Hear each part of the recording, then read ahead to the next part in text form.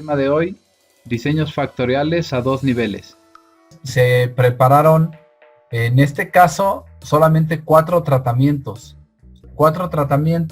diferentes para hacer la cera para piso, en donde hicieron variar en dos niveles cada uno la temperatura, que fueron 60 y 70 grados centígrados, y la concentración de emulsificante 160 y 180 gramos para un diseño 2:2. Entonces tenemos cuatro tratamientos, pero recuerden que es importante la repetición. Entonces para eso repitieron este experimento más de una vez, ¿no? Aquí está la primera repetición, los cuatro tratamientos y las respuestas de opacidad. Luego tienen unas siguientes repeticiones y posteriormente unas siguientes repeticiones. Entonces en realidad hicieron tres ceras de cada tratamiento. El tratamiento identidad, que corresponde a 60 grados centígrados de temperatura y 160 gramos de emulsificante, dio una opacidad de 60%, y este mismo tratamiento está repetido dos veces más, ¿no? Que es el bajo, y aquí otra vez lo tenemos, el nivel bajo, con su porcentaje de opacidad, bajo y su porcentaje de opacidad. Entonces tenemos un diseño 2:2 repetido 3 veces. Bien, ¿cómo vamos a analizar? Recuerden, primero les vamos a avisar a Minitab que estos datos son datos de un experimento, porque la hoja del experimento no la desarrollamos en Minitab, sino que se hizo aparte. Ya tenemos nuestros resultados y ahora sí vamos a ir a estadísticas, y en diseño de experimentos, si vamos a los factoriales, bueno, aquí tenemos el diseño que vamos a hacer es un diseño factorial, y en analizar diseño me va a preguntar que dónde están esas hojas. Bueno, aquí como no tenemos un diseño creado por Minitab, luego la hoja que tenemos en los datos nos pregunta Minitab si la queremos convertir. Le vamos a decir que sí, y vamos a elegir los factores. Los factores son temperatura y concentración. Es un diseño a dos niveles, ¿sí? Vamos a establecer los niveles bajo y alto. Los vamos a dejar codificados, ¿sí? Y bueno, aquí están todos los diseños que yo le puedo cambiar. No tengo que cambiar nada porque no está hecho por bloques ni tengo otros factores externos, ¿no? Entonces lo voy a dejar igual. Aquí solamente voy a elegir los factores de este estudio. Voy a dar a aceptar. Y me va a preguntar ahora cuáles son las respuestas. Yo puedo tener más de una respuesta. En opacidad es mi única respuesta, la voy a colocar, y ahora sí vamos a ver todos los términos que voy a ir evaluando.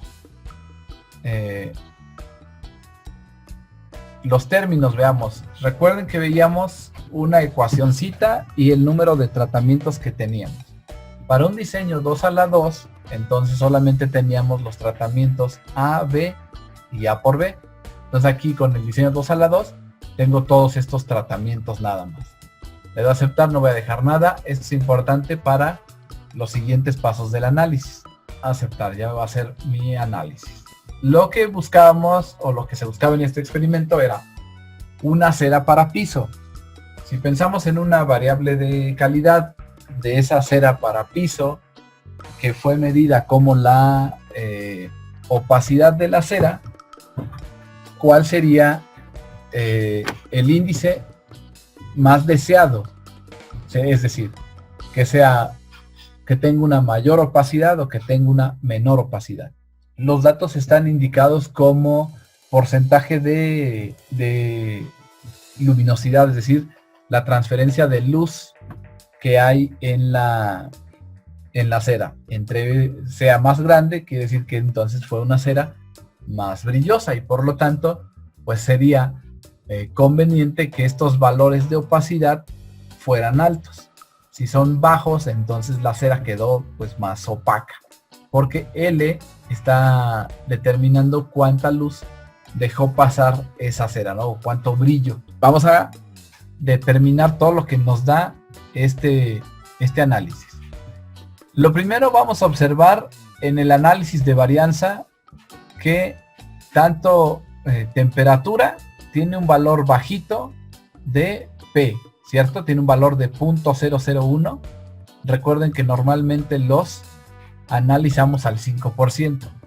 La concentración del emulsificante tiene un valor alto de P.214. Y la interacción que vemos aquí, temperatura por concentración, o sea, A por B, tiene también un valor alto. De este análisis de varianza ya sacamos nuestra conclusión o nuestra primera conclusión. La concentración de la cera, del emulsificante, no influye en la opacidad de la cera. La temperatura sí influye en la opacidad de la cera. La interacción no influye en la opacidad de la cera. ¿Sigue claro? Esto es porque recuerden, tenemos solo dos hipótesis aquí. La hipótesis nula, que nos dice el factor de estudio no influye, y la alternativa, el factor de estudio sí influye en la respuesta que se está analizando. Así tenemos entonces temperatura, valor P menor a 0.05, influye en la opacidad de la cera. Concentración del emulsificante, P mayor a 0.05, no influye en la opacidad de la cera. Interacción, valor mayor a 0.05, no influye en la opacidad de la cera. Sin embargo, ahorita no nos ha dicho cuánto influye.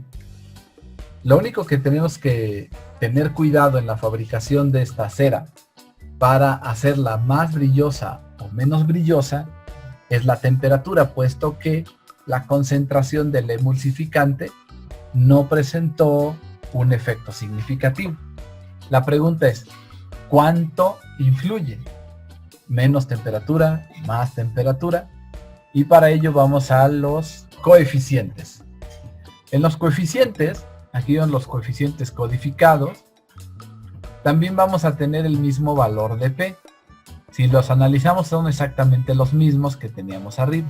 Y aquí, en donde tenemos coeficiente, ya vamos a tener valores numéricos que van a representar el papel que juega cada factor en la respuesta. Así veamos. Este 9.5 de la temperatura nos indica que la cera se va a volver más luminosa o va a tener mayores valores de L cuando se tengan temperaturas más altas. Eso porque el coeficiente es positivo, que a pesar de que yo tengo aquí un número, la concentración del emulsificante no fue significativo. Finalmente, no importa qué factor o qué concentración de emulsificante utilice, no va a afectar significativamente los cambios de luminosidad. Entonces, el único que causa un efecto significativo es la temperatura. ¿Cómo afecta?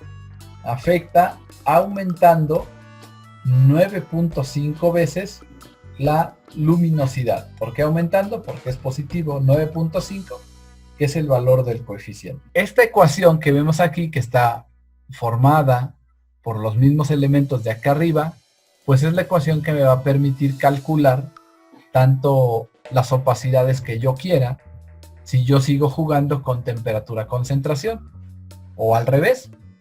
Si yo quiero una opacidad determinada, entonces cuánta temperatura y cuánta concentración tengo que utilizar, que es básicamente la ventaja que tienen los diseños factoriales. Me dan una ecuación y con esa ecuación yo puedo hacer predicciones para esa ecuación. Entonces, de los gráficos que salieron, el Pareto nos va a decir quién es el factor más importante. Aquí yo voy a tener tantas barras como elementos de mi diseño tengamos, ¿no? Me dice que el factor A es el más importante. El que le sigue de importancia es el factor B y el que sigue de importancia es el factor A por B. Si una de las barras rebasa el valor T, entonces significa que además es significativo estadísticamente. Que si recuerdan era el único, A era el único que tenía un valor P menor a 0.05. Entonces este Pareto nos lo va a ordenar del factor más importante al menos importante y además nos va a decir si es significativo o no es significativo. Te vamos a ver en estadísticas y en diseño experimental y factorial, que es lo que tenemos, cómo ya se abrieron el resto de las opciones. Nos vamos a sacar dos gráficas que siempre van a ser útiles. Primero, la gráfica de Q. Aquí vamos a decir que nos dé medias ajustadas, la respuesta si es opacidad, y nos vamos a seleccionar los que nosotros queramos de los disponibles. No tengo más que A y B. Vemos el modelo y es el modelo que tenemos, que es A, B y A por B, ¿no? Entonces vamos a dejar justo el modelo que tenemos y le vamos a dar aceptar. Aquí tenemos, ¿se acuerdan? El mismo cuadrito que veíamos de cómo se disponen geométricamente los diseños. Y en cada extremo tenemos la respuesta alcanzada. Si queremos la valor de luminosidad más bajo, entonces el más bajo está en la arista inferior. O sea, tendríamos que tener una temperatura baja de 60 grados centígrados con una concentración de emulsificante bajo, o sea 160 gramos. Entonces aquí tenemos ya de manera gráfica todas las condiciones o las condiciones extremas que puedo obtener de mi respuesta. Decíamos hace ratito, la ecuación en realidad nos va a servir como un predictor. Ese predictor nos sirve para encontrar cualquier condición dentro de este recuadro. Si yo quiero, por ejemplo, saber bajo qué condiciones obtengo 90 de luminosidad, mi ecuación no me la va a poder determinar. ¿Por qué? Porque ese 90 no está entrando dentro de esta superficie. La más baja es 59 y la más alta es 78. Lo siguiente que vamos a hacer o que podemos hacer con estos experimentos es utilizar la respuesta como tal, o sea, la ecuación como tal, que es la que tenemos aquí, ¿no? Pues a partir de esta ecuación yo puedo calcular la opacidad, o a partir de esta ecuación yo puedo, con un valor de opacidad, saber cuánto de temperatura y de concentración puedo utilizar o debo utilizar. Bien, vamos aquí entonces a estadísticas, diseño de experimentos, factorial, y vamos a analizar. Vean, tenemos dos opciones, una es el predictor y otro va a ser el optimizador de respuestas. Vamos a analizar el predictor de Y, que es básicamente la ecuación. Bien, aquí en Minitab voy a poder elegir todas las respuestas que tenga, solo tengo una, y vamos a ingresar aquí los valores que yo quiera predecir. Aquí, si recuerdan, los metimos como factores codificados. Entonces, cuando tengo factores cualitativos, y recordamos, 60 grados centígrados es el nivel -1.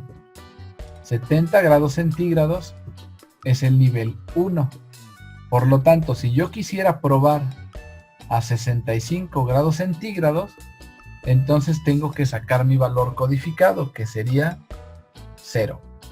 Aquí yo voy a colocar los valores codificados.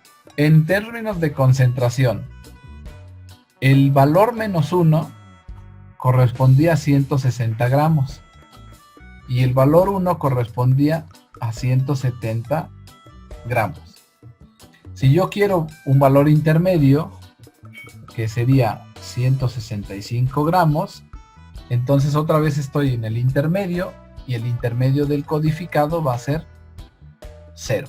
Y aquí yo puedo hacer más predicciones, todas las que yo quiera. Por ejemplo, ¿qué va a pasar a 65 grados centígrados, pero con 170 gramos de emulsificante? ¿Qué va a pasar con 65 grados centígrados, pero con 160 gramos de emulsificante? Entonces yo aquí puedo meter todas las predicciones que quiera hacer. Lo único es que yo tenga que cambiar el valor codificado a lo que corresponde en términos reales. Tenemos que tener cuidado en estos valores, porque aquí vamos a colocar los codificados. Entonces, seguimos teniendo el mismo modelo, que es temperatura, concentración y temperatura-concentración, o sea, A, B y A por B. Y en las opciones, bueno, aquí nada más si yo quiero cambiar mi nivel de confianza o si solamente me interesa una de las direcciones, ¿no? Entonces vamos a dejarlo siempre igual al 95% para pruebas bilaterales. Y le voy a dar a aceptar. Lo que estamos pidiendo es un predictor. Bien, aquí está.